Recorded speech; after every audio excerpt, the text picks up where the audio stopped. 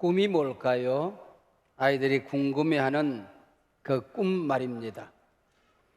아이들 동화 가운데 그런 게 있어요. 내 코가 길어진다면 내 코에 새들이 와서 놀 거야. 내 귀가 커진다면 나비처럼 나는 훨훨 날아다닐 수가 있을 걸. 내 다리가 길어진다면, 내 팔이 길어진다면 구름을 잡을 수 있을 거야. 내 몸이 우주선이 된다면 오늘은 이 별나라, 내일은 저 별나라 날아다닐 수가 있을 거야. 퍽 재미있는 상상이지요. 그러나 이런 것을 우리는 꿈이라 그렇게 말하지 않습니다. 사람들은 잠을 잘 때 꿈을 꾸지요. 아이들도, 유아부 어린이들도 잠을 잘 때 꿈을 꿉니다. 나는 핑크퐁이 될 거야. 나는 주주가 될 거야. 나는 뽀로로가 될 거야. 나는 인공지능 로봇가 될 거야. 아이들은 자다가 꿈을 꾸지요. 그 꿈과 우리가 말하는, 성경이 말하는 꿈과는 전혀 다른 것입니다. 숲속에 애벌레 한 마리가 있었어요.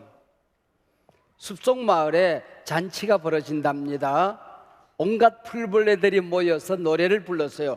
찍찍 삐릭삐릭. 나비들은 춤을 추었어요. 나비야 나비야 이리 날아오너라 아싸 호랑나비까지. 그래서 이 애벌레도 객관에 춤을 추겠다고 꿈틀거려 보았어요. 근데 다른 풀벌레들이, 나비들이 너 징그러워, 너 그게 무슨 춤이니? 그래서 나무 위로 숨어 올라갔어요. 그랬더니 너 비켜, 너 왜 여기 올라왔어? 또 다른 풀벌레들이 콕콕 쪼옵니다. 그래서 자기 집을 짓고 숨어서 보기로 했어요. 입에서 실을 뿜어서 하얀 자기 집을 지었답니다. 그래서 꿈을 꾸었어요. 언젠가는 나도 춤을 출 거야. 근데 어느덧 집에 대문이 조금씩 열리기 시작했어요. 오늘은 밖에서 무슨 일이 있을까? 그리고 하얀 자기 집을 문 열고 나왔더니 자기가 나비가 된 거예요. 그래서 숲속에 많은 나비들, 풀벌레와 함께 춤을 추고 날아다닐 수가 있었어요. 이렇게 잘 나는 나비가 그 옛날에 징그러웠던 애벌레라는 것을 아는 풀벌레들은 없었던 것이요. 나는 커서 뭐가 될까? 아이들이 이 학원 저 학원 다니면서 하나님이 나를 이 세상에 왜 보냈을까? 내가 이 땅에 태어난 목적이 뭘까? 내가 제일 재밌는 게 뭘까? 내가 제일 잘하는 게 뭘까? 그걸 발견하고 그걸 재미있게 하는 사이에 하나님이 나를 이 땅에 보내준 목적을 깨달아가며 알게 되는 거예요. 오늘 성경의 주인공은 다윗이라는 소년이었습니다. 양을 치는 목동이었어요. 블레셋이라는 나라가 있었는데 자꾸 나라에 쳐들어와서 양을 잡아간대요. 농사를 짓고 나면은 농산물을 다 빼앗아 간대요. 그래서 형님들은 나라를 지키기 위해서 군대에 갔어요. 그래서 막둥이 다윗이 양을 지키고 있었습니다. 다윗은 양들과 노는 게 너무 재미있었어요. 근데 문제는 가끔 사나운 맹수들이 나타납니다. 사자가 나타나기도 하고 어떨 때는 큰 곰이 나타나기도 해요. 저 맹수들을 어떡하지? 내가 물맷돌로 저것들을 물리칠 거야. 그래서 물매를 손에 들고 빙글빙글 돌려 던지는데 도무지 맞지를 않는 겁니다. 그래서 양을 지키기 위해서 부지런한 물맷돌 던지는 연습을 했습니다. 손바닥이 부러졌습니다. 물집이 생깁니다. 군살이 배깁니다. 그래도 풀을 뜨는 사이 아침부터 저녁까지 부지런히 물맷돌 던지는 연습을 해서 어느덧 백발백중 저 높은 나무 꼭대기에 있는 솔방울도 맞힐 수 있는 명중사수가 된 것입니다. 그래서 다윗이 양을 치는 이 자리에는 사자들이 얼씬도 못했어요.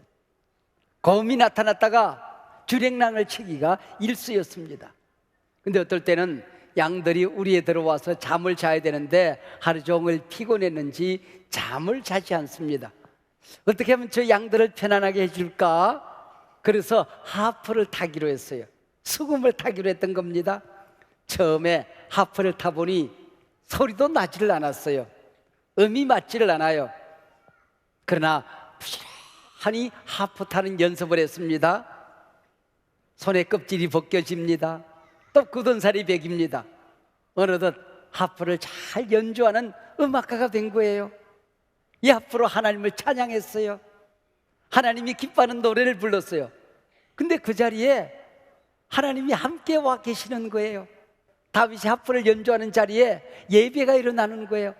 더 놀라운 일은 다윗이 하프를 연주하면 양들이 새근새근 잠을 잡니다. 다윗이 하프를 연주하면 병든 사람이 낫는 거예요. 귀신 들린 사람이 귀신이 물러가고 낫는 역사가 일어나게 되는 겁니다. 다윗, 너의 꿈이 뭐니? 나는 내가 하는 일을 재미있게 하는 거야. 하나님이 내게 맡겨준 일, 엄마 아빠가 내게 시키는 일을 열심히 하는 거야. 최선을 다하는 거야. 그게 내 꿈이야. 오늘 다윗이 그렇게 말합니다. 꿈이 뭐라고요? 재미있게 일하는 겁니다. 행복하게 살아가는 겁니다. 내가 지금 하고 있는 그 일을 열심히 하는 게 꿈이라고 할 수가 있는 것이죠. 열심히 양을 쳤어요. 재미있게 양을 쳤어요. 그런데 어느덧 어른이 된 다윗은 하나님의 양떼 이스라엘 백성들을 치는 임금이 된 겁니다. 양을 지키기 위해서 부지런히 물맷돌 던지는 연습을 했는데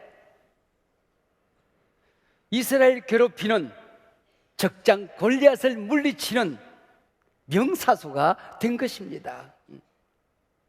이게 바로 꿈은 지금 내가 하고 있는 일을 재미있게 하는 거다. 하프를 치는 것이 좋아서 양에게 편안히 잠들게 하기 위해서 하프를 연주했는데 임금님이 귀신이 들렸을 때에, 병이 들렸을 때에 다윗이 하프를 연주하면 병이 낫는다는 소문이 온 나라에 퍼진 것입니다. 귀신 들린 자들이 자유함을 얻는다는 소문이 나서 임금의 병을 고치는 의사가 될 수가 있었던 것이지요.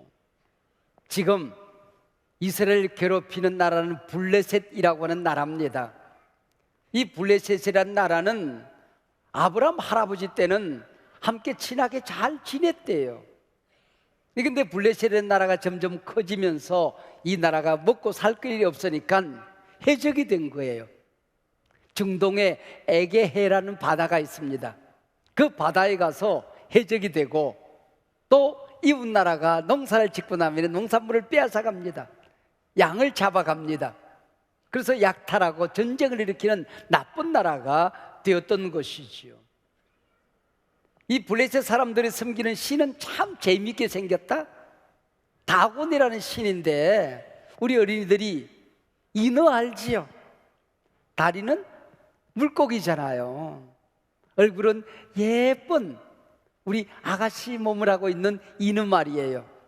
다곤 신이 그렇게 생겼어요. 다리는 물고기예요. 그래서 바다를 헤엄치고 다녀요. 근데 몸과 얼굴은 용감한 장수의 얼굴을 하고 있어요. 이게 다곤 신이에요. 블레셋은 해양 민족이라는 겁니다. 바닷사람이라고 하는 것이요. 이웃 나라를 자꾸 쳐들어가려고 하다 보니까 전쟁 기술이 많이 발달된 나라가 블레셋이라는 나라였어요. 중동에서 철기 문화가 가장 잘 발달된 나라가 바로 이 블레셋이라는 나라였습니다. 이 당시에 철공소는 블레셋에만 있었어요. 이스라엘 사람들이 농기구 하나를 사려고 하더라도 갈쿠리 하나를 사고 삽 하나를 사고 괭이 하나를 사려고 하더라도 블레셋으로 가서 농기구를 샀다는 기록이 성경에 있어요. 그래서 이스라엘 군대들이 임금님, 우리도 칼이 있으면 좋겠어요. 우리도 창이 있으면 좋겠어요. 그래서 칼과 창을 사러 갔는데 달랑 2개만 팔았어요. 그래서 하나는 사울 임금이, 하나는 왕자 요나단이 손에 들고 군대를 지휘했더라 그랬습니다.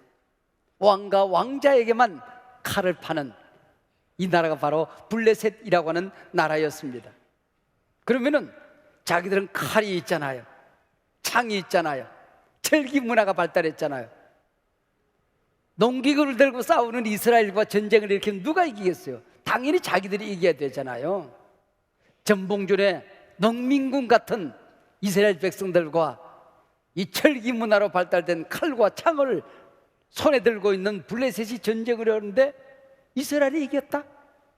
어떻게 이겼을까? 그때마다 기도하면 힘없는 이스라엘 백성을 하나님이 도와주신 거예요. 갑자기 우박을 쏟아부어서 블레셋 군대가 혼비 백성 도망을 갑니다. 그리고 마차를 타고 왔다가는 폭우가 쏟아지니까 진흙탕에 마차가 빠져서 주랭랑을 치기도 합니다. 그래서 이번에는 블레셋 사람들이 꾀를 낸 거예요. 이게 함께 맞부딪혀서 싸우면 하나님이 또 무슨 일을 할지도 몰라. 우리 가운데 장수를 한 사람 길러야 되겠어. 그렇게 해서 그 블레셋 나라에서 힘이 가장 센 장수한 사람을 찾아다녔어요. 그런데 아낙 자손, 성경에 보면 거인족입니다. 거인족. 이 가드 자손, 아낙 자손 가운데에 골리앗이라는 장수가 있었어요. 이 장수를 잘 훈련시켜서 블레셋의 대장을 삼은 겁니다. 이번에는 맞닿아서 싸우는 게 아니에요. 저쪽에는 이스라엘 군대가 진을 치고 있습니다. 이 골짜기에는 블레셋 군대가 진을 치고 있습니다. 골리앗이 앞으로 탁 나서가지고는, 야, 나는 다곤 신을 믿는 블레셋의 장수다. 너희 나라에도 장수가 있지. 너희 나라 장수 하나 나오느라. 그래가지고는 너희 장수가 나를 죽이면은 우리는 너희 종이 될 거야. 너희들을 섬길 거야. 그러나 내가 너희들의 장수를 무찌르면은 너희들이 우리 종이 되어야 된다. 우리를 섬겨야 된다. 누구든지 한번 나와보거라 하고 소리를 질렀어요. 그리고 맞부딪혀 싸워야 되는데 또 싸우면은 하나님이 우박으로 내리칠까 겁이 나서 1대1로 싸움을 하기로만 한 거예요. 자그만치 40일 동안 골리앗은 이스라엘 편에서 소리만 지르고 있었던 거예요. 성경에 보니까 골리앗이 어떻게 생겼는가 하니 키가 자그만치 1m, 2m하고도 3m가 되었어요. 아낙 자손, 거인족의 마지막 족속들이 바로 이 골리앗 같은 사람들이 그 당시에 있었던 거예요. 키가 3m예요. 그리고 머리에는 노소로 된 투구를 썼어요. 갑옷을 입었는데 양철 조각을 잘라서 비늘처럼 만들어서 갑옷을, 비늘 갑옷을, 강철 갑옷을 입고 있었어요. 창을 들었는데 저 천장에 닿을 만큼 배틀채 같은 창을 손에 들었다 그랬습니다. 몸에는 창과 단창을 꽂아가지고는 가까이 오면은 칼을 쫙 뽑아서 쉥 던지면은 가까이 오지도 못하고 칼이 휙 날아가서 목을 휙 칠 수가 있었던 거예요. 무시무시하게 생긴 거예요. 골리앗을 그렇게 성경은 묘사하고 있었던 겁니다. 근데 이 얘기가 왜 성경에 기록되어져 있을까요? 우리 어린아이들이 꿈을 꿔야 되겠는데, 우리 성도님들이 하나님 주신 꿈을 꾸고 이 세상에 하나님의 뜻을, 하나님 나라를 잘 펼쳐가야 되는데 항상 우리 앞에 골리앗이 버텨 서 있는 거예요. 어떤 골리앗이 우리 앞에 버텨 서 있을까요? 다곤 신은 눈에 보이는 신이잖아요. 근데 우리 하나님은 우리 눈에 보이지도 않아요.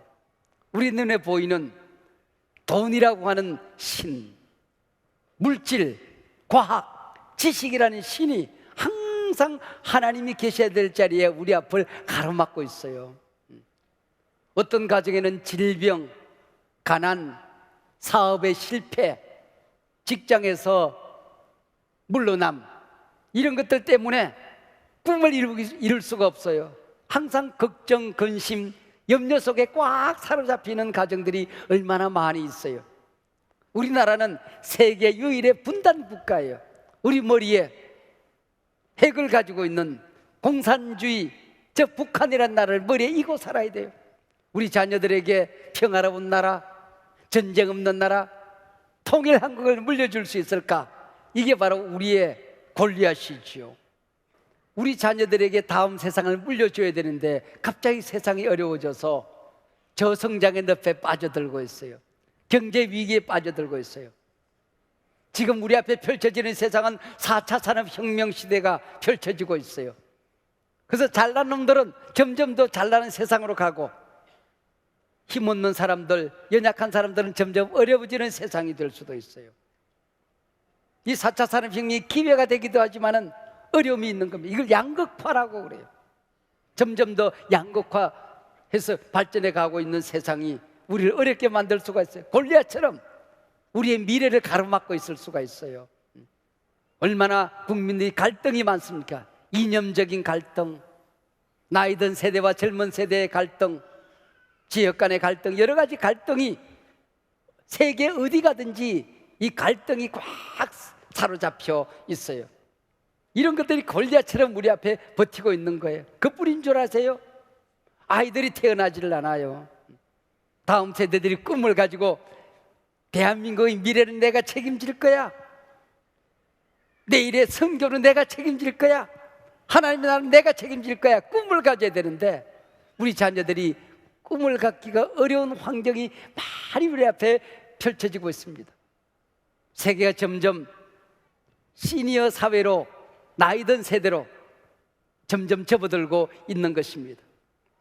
자꾸 우리 젊은 세대가 결혼하고 아기 낳고 또 낳고 또 낳아야 되는데 아기는 태어나지 않고 자꾸 나이 들어가는 세상으로 가고 있어요. 미래를 물려주기 위해서는 너무나도 어려운 세상들이 펼쳐지고 있는 것입니다. 이때에 대한민국의 미래를 책임질 사람이 나타난다면 누가 나타날까요? 세계적인 과학자, 위대한 정치가, 위대한 목사님, 재벌 대회장님, 이런 분들이 나타나야 되는데 골리앗을 무찌르기 위하여 하나님이 쓰는 사람은 그런 사람들이 아니라 소년 다윗이 등장을 하게 된 겁니다. 왜 이 골리앗을 무찌르는 자리에 다윗이 나타나게 되었을까요? 여러분 생각해 보세요. 가까이 가서 칼과 창을 가지고 한판 벌리면 키가 3m나 되는 안악자손 거인족을 이길 수가 없는 거예요. 철기 문명으로 무장되어 있는 이 블레셋 장수를 이길 수가 없는 거예요. 그런데 멀리 떨어져 있으면 칼이 무슨 소용이 있어요? 창이 아무리 길어도 저 골짜기에 있는 장수를 찌를 수는 없잖아요. 근데 멀리 있는 사람을 쓰러뜨릴 수 있는 무기가 있다? 뭐게요? 물맷돌이래요. 물맷돌. 그래서 다윗은 물맷돌 던지는 명수잖아요. 다윗의 허리에는 항상 이 돌주머니가 있었던 거예요. 그리고 손에는 물맷돌이 들려져 있었어요. 그래서 손이 부르트도록 물맷돌을 던지는 연습을 했잖아요. 저 골짜기에 있는 장수를 무찌르기 위해서는 이걸 여기 넣어서 이걸 돌리는 거예요. 돌려서 핑 던지면 이게 돌이 싱싱싱싱 날아갈 수 있는, 멀리 있는 장수를 무찌르기 위해서는 이 물맷돌이 안성맞춤이었잖아요.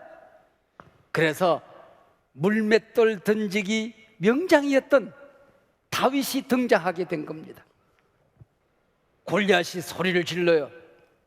야, 너희들 가운데 장수가 없냐? 너희 하나님은 죽었냐? 나와 함께 겨뤄볼 장수가 누구든지 있으면 나오거라.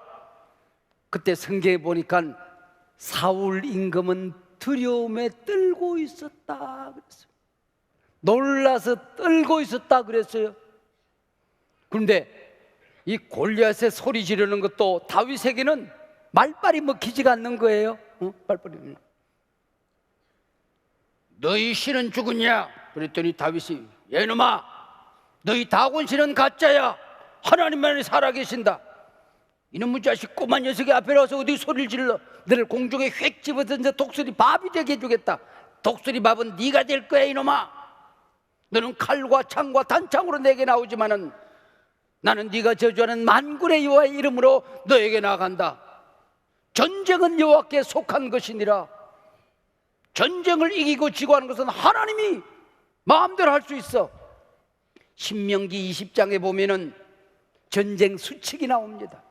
다윗이 입을 열어서 지금 하고 있는 모든 말은 성경에 나오는 얘기예요. 다윗이 머릿속에서 지어난 얘기가 아니에요. 무슨 얘기일까요?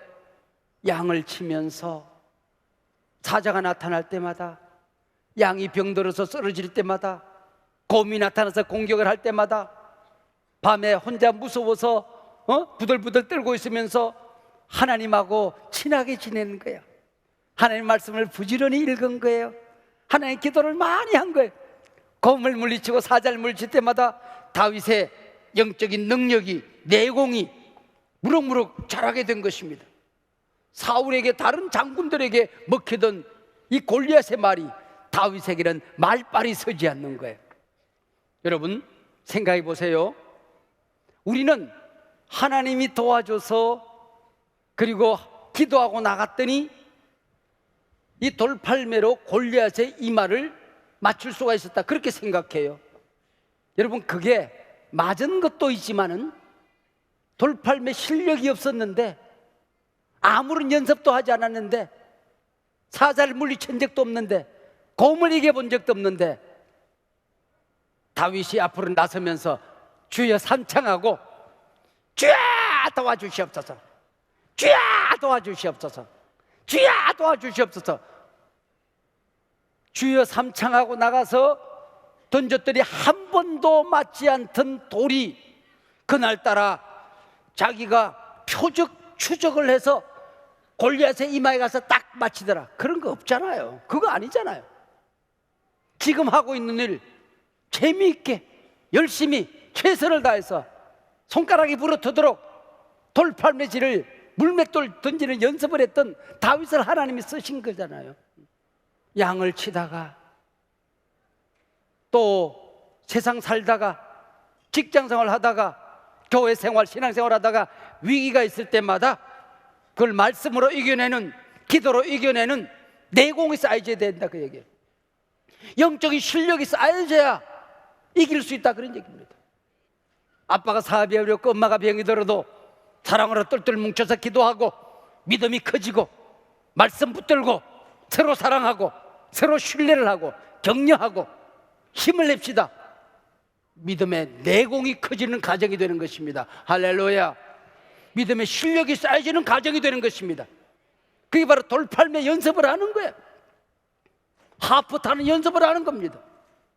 가정에 찬송, 하프 타고 찬송을 했더니 병이 낫고 무너진 사업이 일으켜지고 닫혀졌던 문이 열려지고 안 되던 일이 되고 모두 다 꿈을 가지고 절망했던 아빠가 힘을 얻고 교회 나오던 형님이 교회 나오고 이러면서 그 가정을 하나님이 쓰기 시작하는 것 아닙니까? 저도 인생을 돌이켜보면 내 앞에 골리앗이 버티고 섰을 때가 너무나도 많이 있었습니다. 내 힘으로 이길 수 없는 내 환경이었습니다. 그래도 하나님 의지하고 말씀 붙들고 교인들 사랑하고 우리가 힘 합쳐서 오늘의 한섬한 교회를 이룬 것, 나는 이것은 영적인 실력을 쌓은 것이라고, 하나님이 물맷돌을 열심히 던지고 하프를 부지런히 켜고 울었던 우리를 불쌍히 여기시고 도와주셨다고 나는 생각합니다. 우리가 함께 기쁨으로 돌을 던지는 연습을 하고 내게 맡겨진 일 기쁨으로 감당했습니다. 봉사 자리에서, 찬양 자리에서, 아이들 가르치는 자리에서, 남들이 가지 않는 자리에서 우리가 돌팔매질하고 하프를 켜는 사이에 하나님께서는 저는 분명히 우리 가정, 우리 교회, 학교, 부서 영적인 실력이 쌓였다고 생각합니다. 영적인 내공이 쌓였다고 믿습니다. 꿈이 뭐예요? 지금 하고 있는 일 재미있게 하는 거예요. 최선을 다해서 하는 거예요. 열심히 하는 거예요. 하나님이 여러분을 이 땅에 버리시는 목적이 있어요. 이유가 있어요. 여러분이 잘하는 게 있어요. 그거 밤새워도 재미있어요. 억지로 안 해도 돼요. 꿈 재미있게, 꿈 열심히.